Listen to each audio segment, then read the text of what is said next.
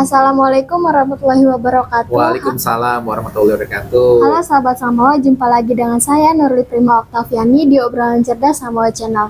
Nah, kali ini saya nggak sendiri nih, saya sudah bersama tokoh pemuda dan politisi yang juga merupakan caleg DPRD di Provinsi Banten dari Partai Golkar, yaitu Bapak Medi Sumaidi SH. Ya. Assalamualaikum Pak. Waalaikumsalam, sahabat milenial, generasi milenial dan generasi Z. Nah, kali ini kita akan membahas yaitu seberapa penting peran generasi milenial dan Gen Z dalam melibatkan diri di dunia politik. Oh ya teman-teman, sebelumnya Pak Medi ini sudah bergelut di dunia organisasi, yaitu sebagai Ketua Senat Fakultas Hukum di Universitas Sultan Agung Tirtayasa di Banten, yaitu tahun 1998 sampai 1999, yaitu juga menjadi Ketua Umum DPP Mahasiswa Pancasila dari tahun 2017 sampai 2020, lalu Ketua MPO Mapancas dari 2020 sampai sekarang, serta yang terakhir itu menjadi Ketua IARMI Kota Tangerang Selatan pada tahun 2023 sampai 2028. Nah Pak, kan banyak nih ya Pak dari kurikulum Bapak yang mengikuti berbagai organisasi.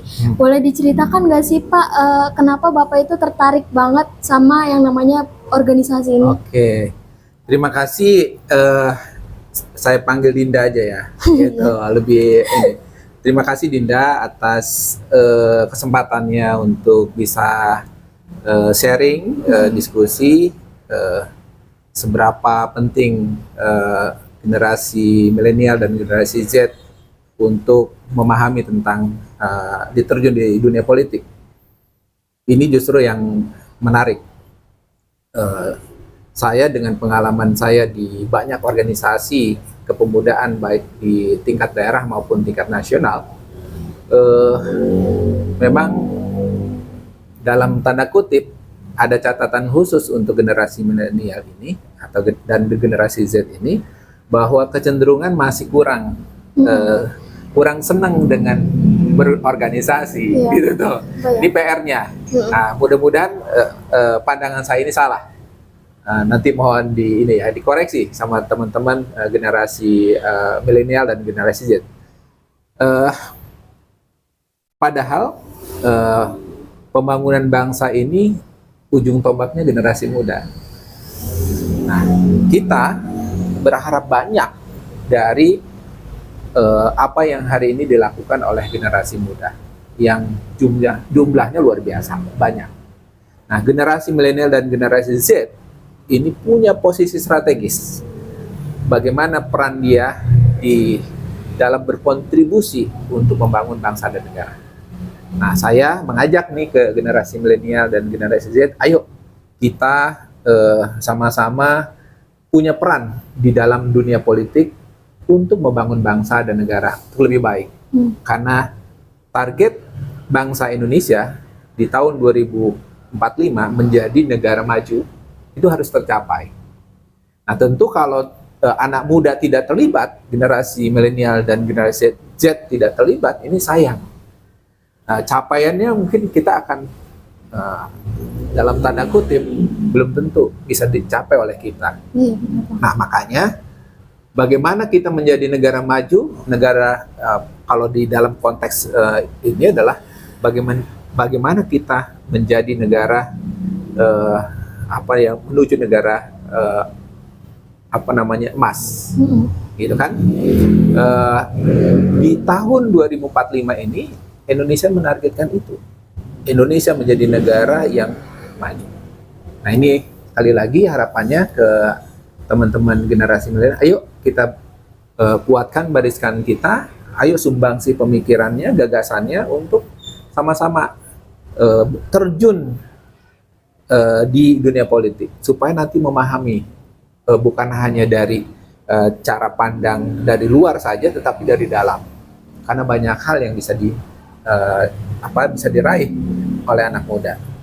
Karena semangat anak muda ini yang perlu kita yang perlu dibangkitkan supaya ya tadi nampak kontribusinya.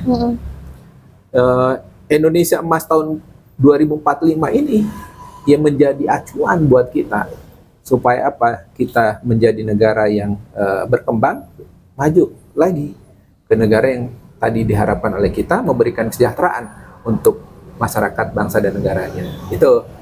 Jadi sangat penting. Iya, berarti penting banget ya Pak organisasi itu bagi generasi muda sekarang nih. Sangat. Karena apa? Itu tidak akan lepas dari bagaimana kita harus juga paham tentang dunia politik gitu.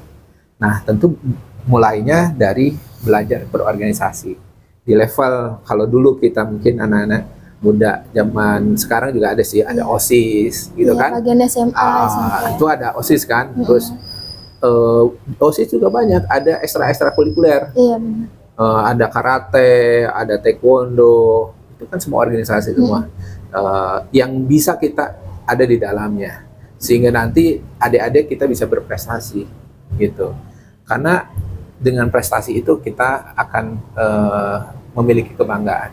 Jadi yakinlah bahwa adik-adik gitu kan, teman-teman generasi milenial dan generasi Z punya peran yang penting di dalam gitu. Nah Pak, itu kan tadi seberapa pentingnya generasi muda untuk bisa mengikuti sebuah organisasi. Nah, bisa diceritakan nggak sih Pak, awal Bapakmu tuh mulai tertarik dengan yang namanya organisasi gitu? Iya, Dinda gini,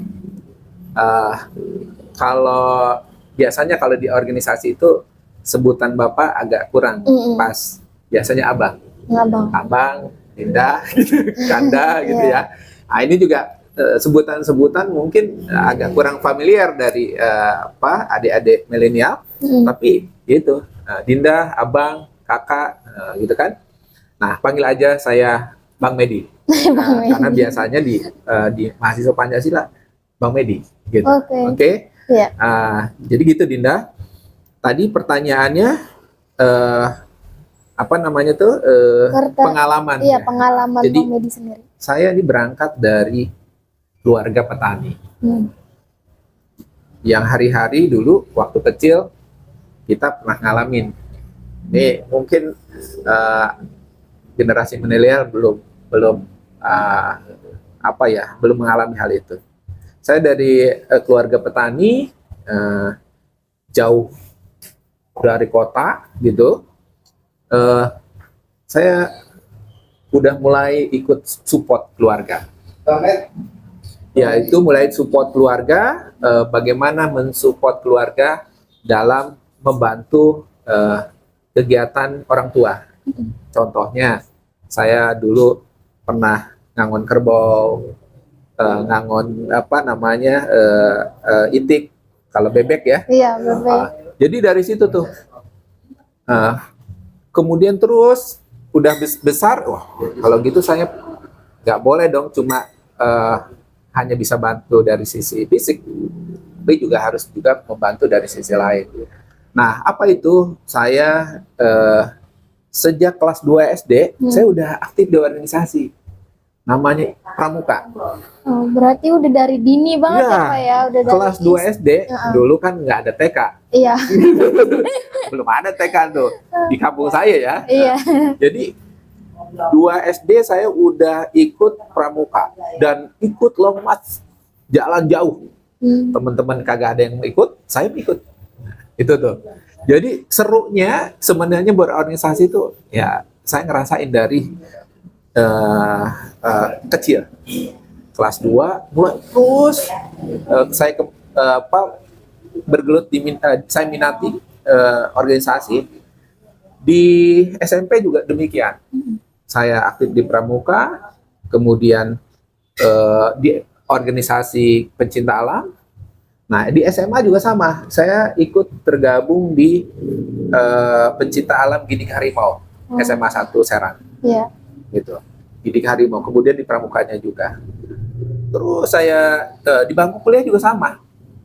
Di semester pertama, saya langsung masuk ikut resimen mahasiswa. Oh iya, Menwa. Nah, itu di profil ada tuh ya.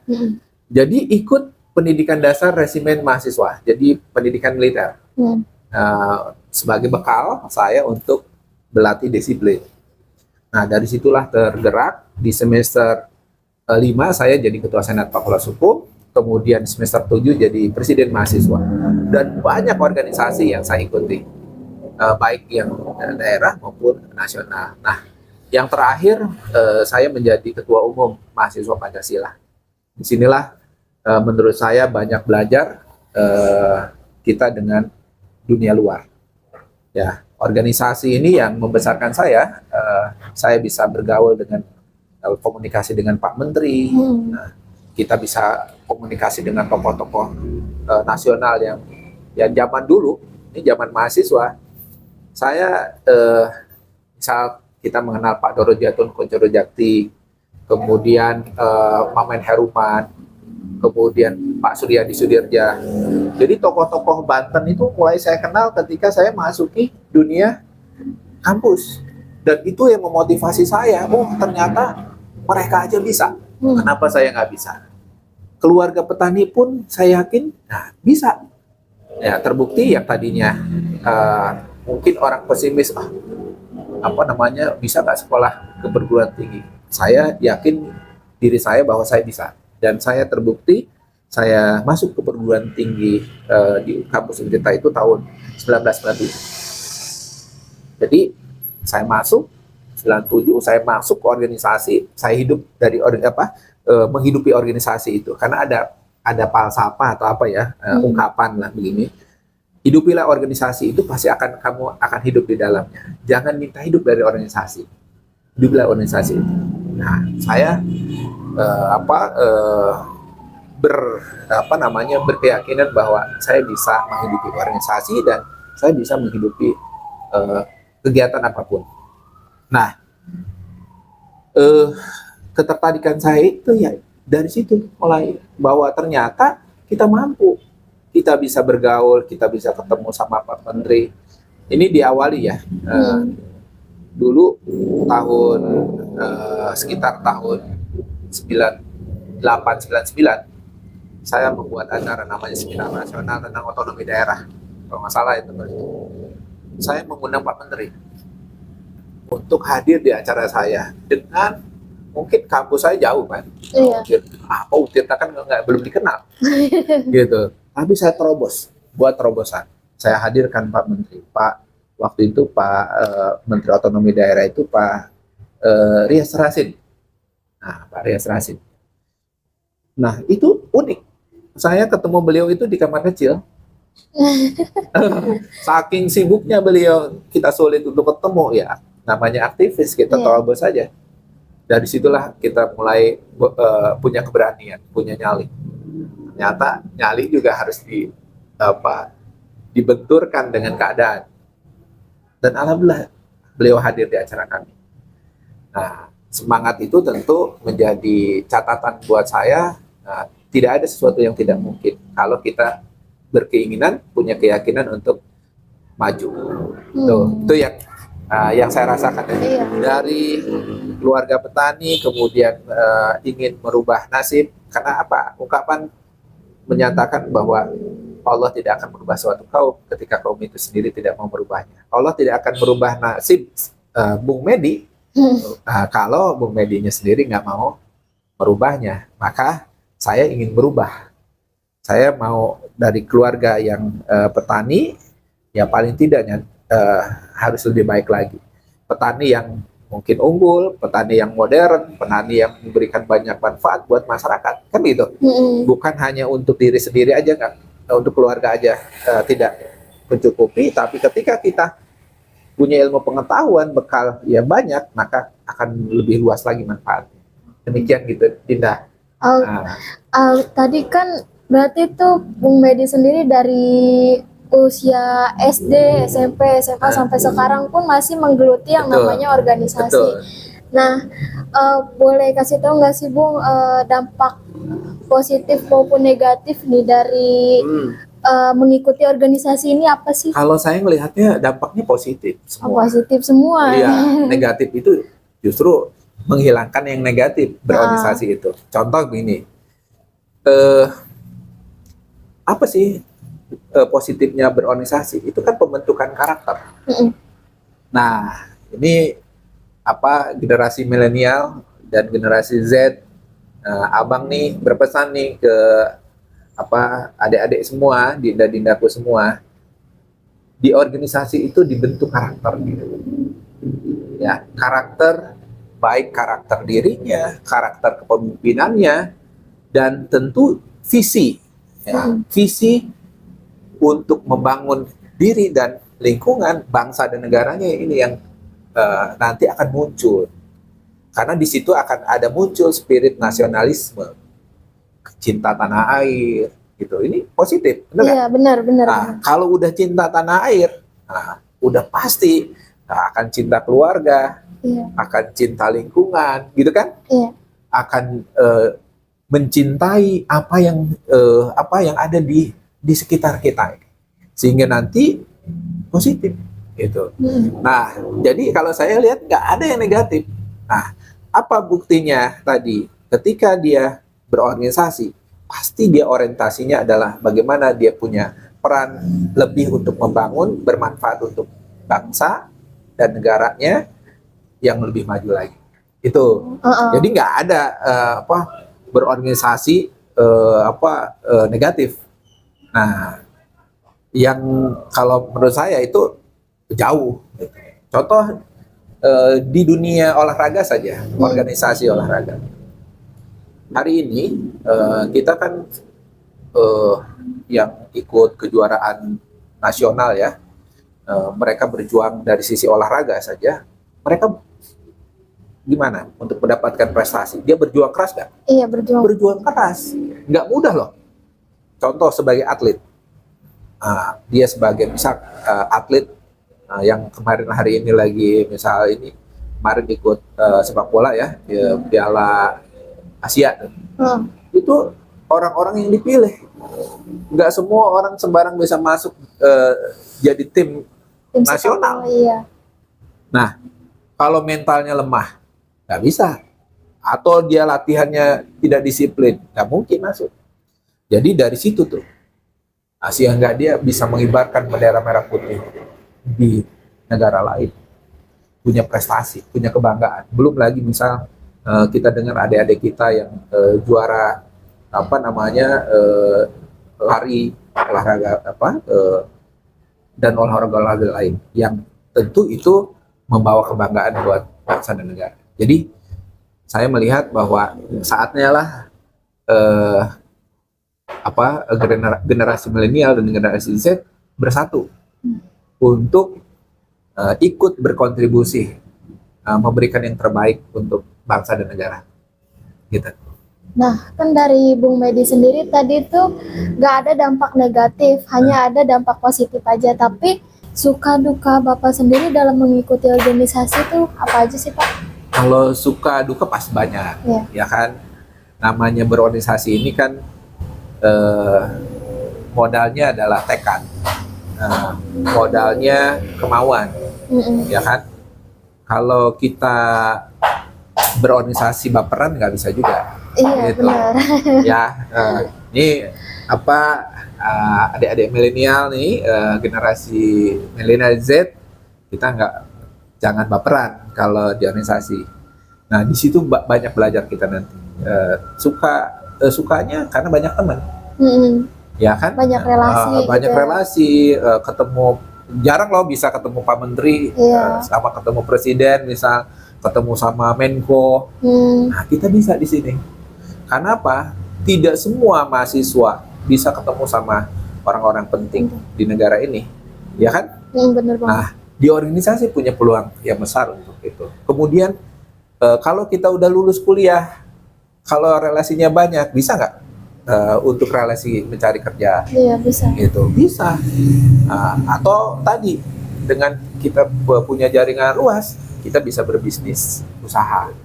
Betul nggak? Betul.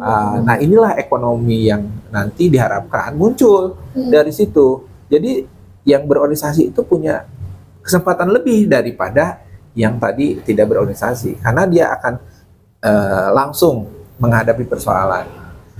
Dulu teman-teman saya yang IPK-nya tinggi, belum tentu. Ya biasanya teman-teman yang kutu buku ya stuck. Iya, malah di situ Gitu, aja. Tapi Kalau yang aktif di organisasi, walaupun dalam tanda kutip IPK-nya nggak terlalu bagus, tapi dia bisa strong ya, gitu. Dia bisa masuk ke semua lini, dan makanya banyak yang dia ternyata berhasil, kok dia lebih unggul dari yang secara IPK nilai akademiknya tinggi, iya. tinggi. Nah, itu kan ada kecerdasan emosional, ya kan, ini yang mungkin menjadi bagian dari di organisasi. Kalau duka, saya pikir karena ini kemandirian yang dibangun, ya modal sendiri, ya resikonya ada tadi, kita harus berkorban tenaga, pikiran, ya kan? Iya, benar. Terutama itu tenaga, pikiran, kita harus fokus bisa membesarkan organisasi, sehingga apabila organisasi besar, dia juga ikut besar, ikut tumbuh seiring perjalanan organisasi itu. Dan yakinlah pasti banyak manfaat di situ untuk dirinya dan organisasinya, begitu. Nah, kok mau nih mau jadi calon legislatif gitu kan? Jadi